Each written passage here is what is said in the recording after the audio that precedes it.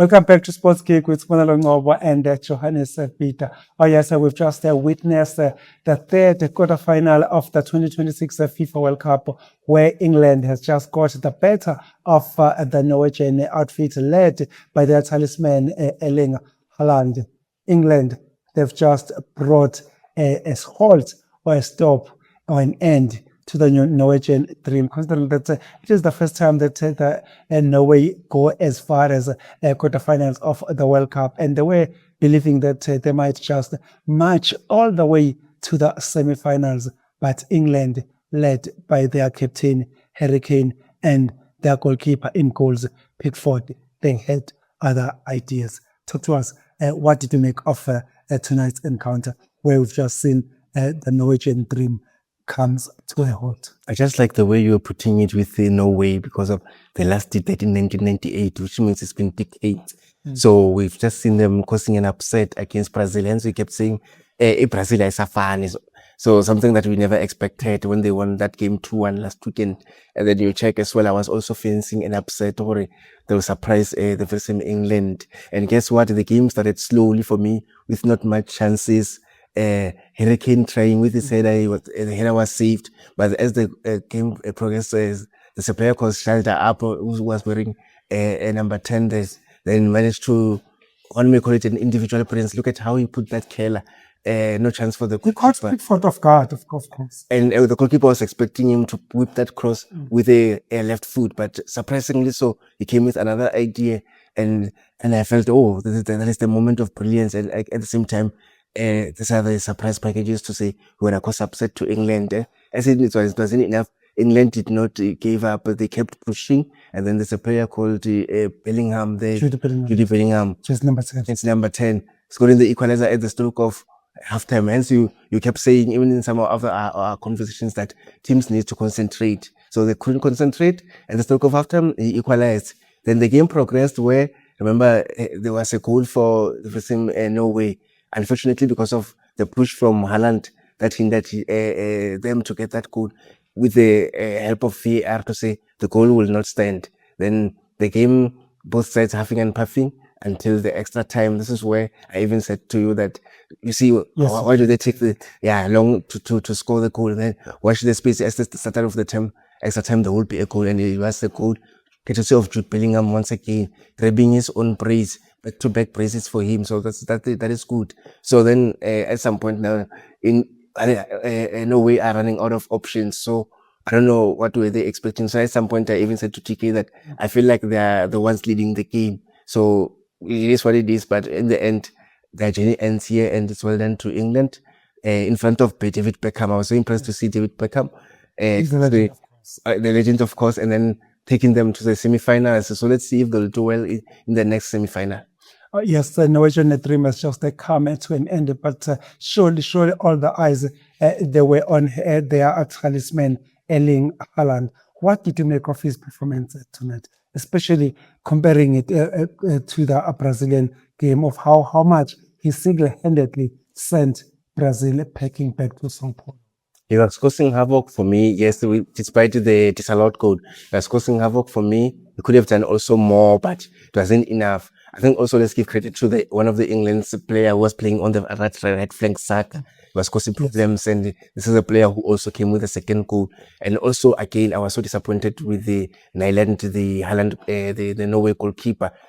Wow. As we spoke about basics, that when you parry the ball, you parry it sideways away from the on-rushing players. That's the trophy. Yeah, away from the on-rushing players. And what he did, most of his pairings were back to the players. Hence you saw even the second goal that England scored. You could have done better for me. And I think for them to lose that game, it was because of some poor goalkeeping. Even we saw even in the game against Spain, against the Belgium goalkeeper as well did not parry the ball well. Then they were punished dearly. So I think focus, like you spoke about it, is very important, and they're still going to experience more in the semi-finals come to the final as well. And maybe you touched on the goalkeeping part, the way the goalkeepers have failed to deal with the long-range shots. Because, like if you to go back to last night's game, Spain versus Belgium, almost both goalkeepers, they considered almost the same style of goals. It's long range strike, the goalkeeper fails to hold on to the ball, and then they perish it back to the traffic, and then an easy tap in. Fast forward to tonight's game, almost the very, very same thing, like you rightfully mentioned on the Norwegian goalkeeper, especially the second goal. There was supposed to be a routine catch, but the Norwegian goalkeeper made a meal out of it. For me, it looked like a practice catch. What you could have done, could have caught the ball and then held on to the ball. So for him to parry the ball, like there's like question marks there, you don't expect it from such a goalkeeper of Netherlands caliber. So for me, so far, but not so near yet so far, if one man put it in simple terms, for Norway. The way you handled that, it reminded me of the goalkeepers of the olden days. Yes. Back in the days, Stratton, yes, we grew up hearing people talking about the yesteryear goalkeepers, Abo, Sparks, Kamuzu, Panda. And everyone in the township, when he was holding the ball, they always went this way. And this goalkeeper, he also went exactly, he used this technique instead of the bucket technique. So for me, that's some good spot goalkeeping there. So I didn't expect to see such a poor goalkeeping, especially basics are very important at this level. No, exactly. So goalkeepers should learn that you need to apply your basics so well. And there was no pressure there. You just hold there the was ball, supposed to be then a bucket catch. The players have to regroup and then make sure that you dish out start the move once again. But in the end, he cost the team and now they are out. Erling Haaland. Yes, he single-handedly sent Brazil back to Sao Paulo just some few days back. Yes. Coming back to the disallowed goal where Erling Haaland is the one that contributed to that goal to be disallowed. So what did you make of his performance? Or maybe what do you think, how do you think he feels right now, knowing very well that they could have easily wrapped the match within 19 minutes. It went to extra time. They lost the match. But that disallowed goal, Erling Haaland failing to control his temper. Disappointment was written all over his face. I could see while he was after being substituted on the bench. So maybe he was thinking of that disallowed goal because of he pushed the should have managed his temper better. Exactly. So this is where I felt he has let his team down. But such kind of lessons needs to be taken seriously. So, but all in all, they didn't do badly, from how they've done since 1998 coming into 2026. So it's been decades for Norway not to be in the quarterfinals. So for him, I think there's still room for improvement as a striker. Look at England's side this evening. We saw England's jersey number 10, Judy Bellingham scoring that brace. The last time we saw a player scoring back-to-back braces was way back in the days of Diego Maradona. He's the one that did that some donkey years ago. Fast forward to the 11th of July 2026, we've just got to witness exactly that. What a great time to be alive to witness such history in the making. David Bellingham banging the back-to-back brace this time around. And it's a confident boost for him. Let's see how he'll perform in the next match. I suspect they might face a winner between Argentina in Switzerland. In Switzerland, exactly. So hopefully that confidence, it will carry him through. And this is where I'd love to see if Argentina will be able to keep a clean sheet. Argentina will be able to keep in touch with the very same striker, Jude Bellingham. So I think for me, he will be an impact player going to that match during the week. The match official was called numerous times by the VAR team. He made some dubious calls. What did you make of the referee's performance tonight? For me, on and off for me, especially when I was complaining about the attack from the versus Norway, where the goalkeeper of England collided with his own player. In that instance, you don't blow the say, you allow play to continue. Hence, you saw the player was frustrated. It was even cautioned. Norwegian player. Norway player was even cautioned. For what? I don't understand what the review was trying to do there. In that instance, because of the goalkeeper did not collide with the Norway player. You should allow play to continue. But on the day, I think it was just disappointing for me. But there's still room for improvement though. So, and I'm surprised why VAR didn't capture that incident. Out of 10, what would you give the referees in tonight's performance? I'll give him 8 for that because of that mistake. Because of apart from other mistakes, they were just remember even there was a penalty which it was awarded later on after reconsulting the VAR. It was said that it was a foul. So for me, yeah, I'll give him 8 out of 10 for that incident where he could have allowed Norway to attack more, and then because of the people collided with his own teammate, not with the Norway player. Look at England's overall performance. Remember that the last time, or the only time England rather lifted the FIFA World Cup was way back in 1966. Looking forward to 2026, looking at their performance, do you see them standing any chance of repeating what they did some donkey years back, as way back as 1966? Any chances are there? They do stand a chance, but hey, you're going to face the likes of your Spain if possible. You're going to face the France or Argentina if they get to win the game against Switzerland. So it's not going to be easy though, but I don't see them lifting the World Cup by the looks of my observation.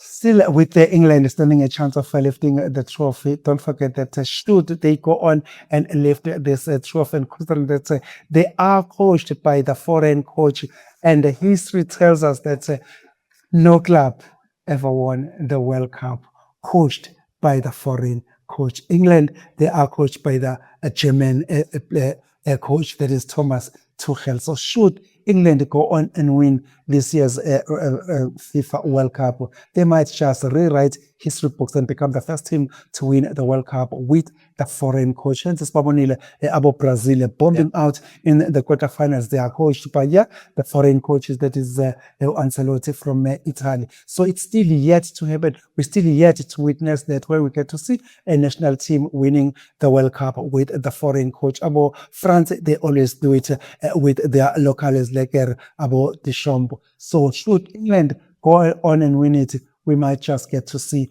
history books be rewritten at this time around. But it's still early days. They're still yet to get over the semi-finals ahead and go all the way to the final to lift it, which is definitely not going to be easy at all. So, but we'll be watching that space with keen interest indeed. So just moving forward, looking at the Argentina versus Switzerland game. Should, let's say, Argentina get to beat Switzerland, any chance of realistic chances of England getting the better of Argentina, led by their talisman, Lionel Messi? I think they just stand a chance if they get to play Argentina, because I look at the way Argentina conceded goals against Egypt. I look at how England, yes, they might have conceded, but then they are capable of recovering. They're capable of restoring and defending their lead, which is something Argentina needs to be wary of. And I also appeal to the referees as well. They must be fair when taking decisions, because of at some point you feel like they're siding with the Argentina, which for me, it posed so many question marks during the week to say why some of the other decisions were dubious against Egypt, of which we even saw Hassan was just unhappy with some of the decisions taken by the referee. So that, I think, will be looked into with keen interest to say, let them win their game against Switzerland. Although it's not going to be easy, because of Switzerland do play a high tempo game, and they also can play a high tempo game. So we're in for a lovely match, and let's see. Maybe I also sense another extra time and penalties as well in that game. Sensing another extra time and penalties in the Argentina versus Switzerland game, which takes me straight to the first semi-final, which is already confirmed come Tuesday, Spain versus France. Your prediction on it? Yo, having watched Spain yesterday and also having watched France midweek, so I think I'll go with Spain.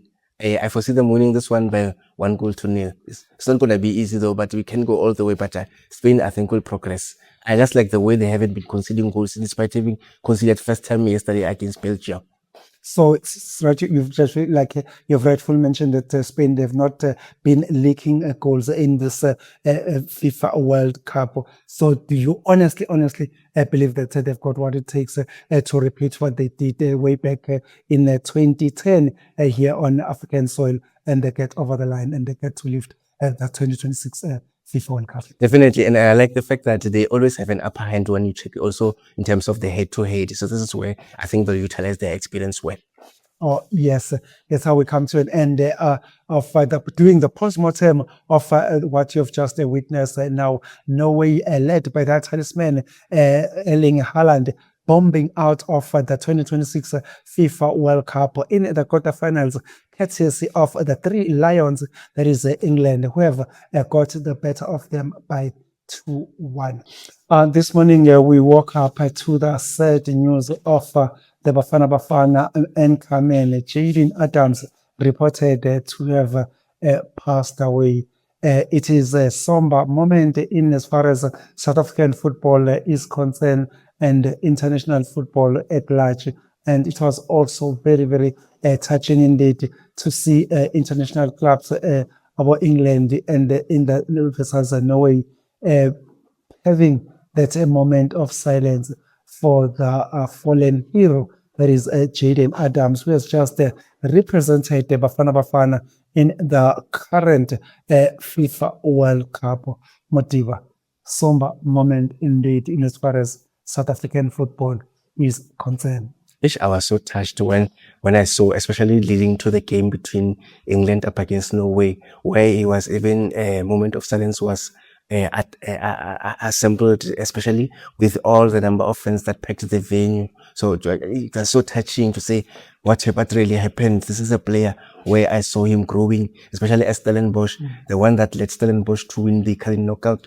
We remember against TS Galaxy, there's 5-4 penalties there after a 1-1 draw, where I still remember Sibongiseni Mthatha before joining Kaizer Chiefs.